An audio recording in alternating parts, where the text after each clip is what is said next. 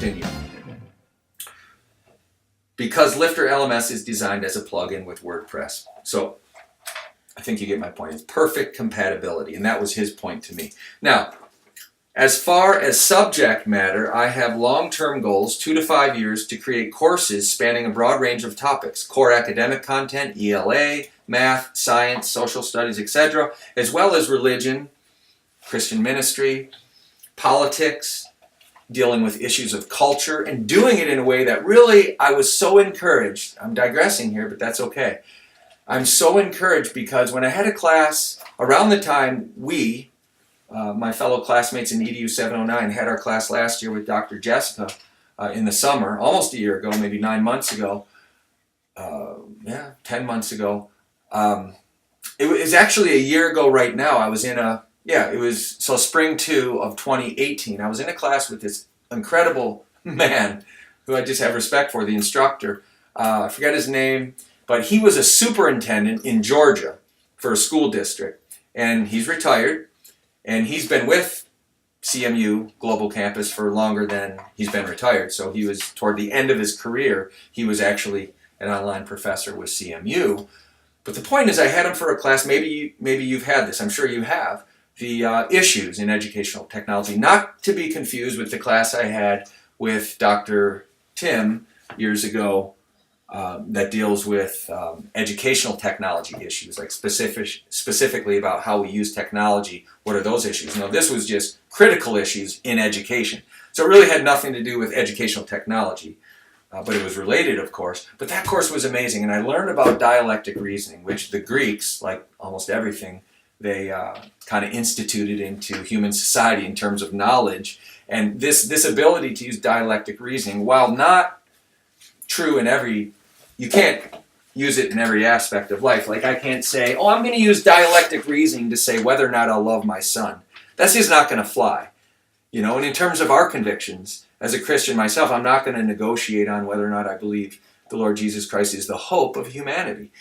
Of course, I still have to love people who don't have that conviction, and that's true.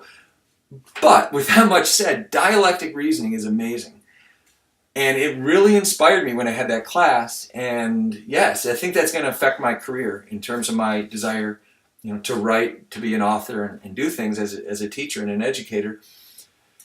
So let me just move forward. What I'm trying to say is that's one of the things I want to, in my career, do with online courses and other things, whether it's public speaking or what have you, is to use dialectic reasoning when dealing with issues of culture. And that would be under the umbrella of our JTASP company, Joyful Tutor, Academic Services and Products. That would fall under kind of an interdepartmental collaboration, because we have different departments that we're working on to create learning resources. And in terms of religion and politics, possibly sociology, culture studies would fall under that umbrella to create resources for that. And to do it with dialectic reasoning, to be objective, and that's important to me. Okay, so let me continue. As well as those core subjects, and like I said, religion, politics, and probably other things involving training, educational, e-learning resources, with a business marketing extension for on-site seminars and online webinars to help with the Michigan Department of Corrections in a partnership with other stakeholders regarding interventions to help youth before ending up in juvenile detention, as well as for reentry related programs for offenders who are being released from incarceration back into society. The goal for the latter is to help reduce the recidivism rate. That's a hard word. I can never spell it or pronounce it right, I don't think. But that's just how many people who were in prison who get released, commit crimes, do the things they shouldn't be doing, and then they have to go back and serve more time. So yeah, and it's interesting because my wife and I were at a banquet. It was a dinner to honor volunteers yesterday in Gratiot County on April 11th, Thursday, last evening for dinner, with the chaplains and the I think they were the assistant wardens, the assistant wardens of the prisons in Gratiot County there. And so we had a good time with other ministers who were there to be honored for what I consider to be my duty and my privilege, but we were being honored by the correctional facility and the Michigan Department of Corrections for what we do in terms of volunteering with the inmates.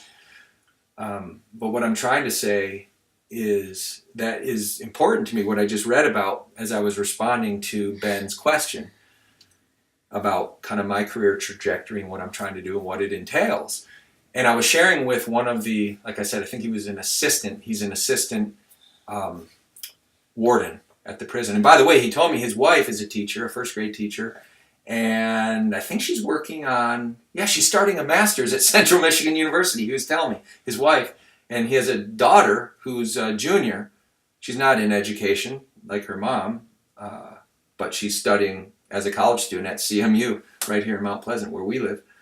So that was really interesting. But I was telling him a little bit about what I just read about. And he was telling me that something that's going on right now with the young people, like as far as teenagers who potentially could go to prison, but because they're still youth, minors under 18, they go to a certain facility. It's juvenile. But he was saying they have games, like you would play, where did I put that? Right here.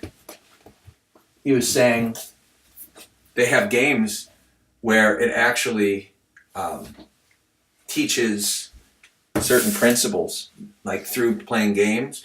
It's teaching them about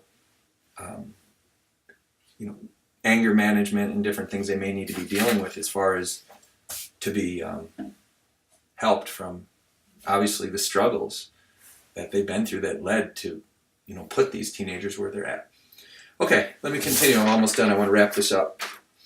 As far as data overload and that theory and attention spans of especially children, but adults too, I have a goal as an educator and developing one who wants to develop resources. My goal is to really keep videos always very concise. So this is about as long as I'd ever want to make one, and hopefully I'm not too much over 10 minutes, 10 or 15, but that's the most I'd ever want to do in one video, unless it was a compilation where people wanted to watch the complete series of a bunch of episodes. But I think we should be concise in education and make little segments. So my goal is 10 minutes or less, but I think I'm going over here. Okay, where was I?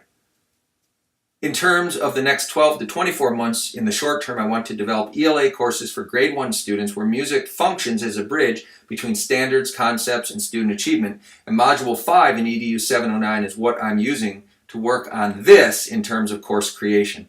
And it's interesting because I remember Josh, if you're watching this, I remember specifically how you gave me that good advice. Like, put some synthesizers in there as far as what I was creating for students to listen and then repeat in those self-paced tutorials to teach them some language arts skills. So thank you for that. Okay. Yeah, I think I just read that. So there are 2 sites that I created in regard to grade 1 ELA projects that I'm working on, including, related to this Module 5 work. And this first one, number 1, was created when we were classmates. I mentioned that. thestudyhelper.com, TSH, we call it. And then number 2, this has been worked on for a while, but was improved in EDU 710 with Dr. Tim. It is an extension service I am developing and marketing in regard to course creation resources for grade 1 units, or students, I'm sorry. And that's michiganassemblies.com. We call that MAC. Finally, here is a twist in what I discovered today. I guess this was actually yesterday on the 11th, but I'm reading this on April 12th.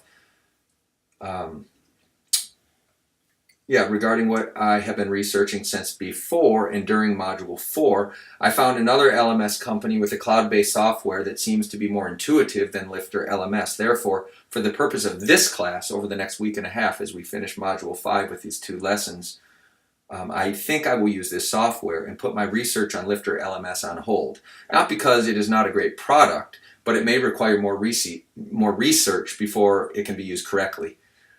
Talent LMS seems to be easier in helping me to create a quick course that I can share along with my 2 Module 5 lessons. The website is talentlms.com. So kind regards, and I'm very happy.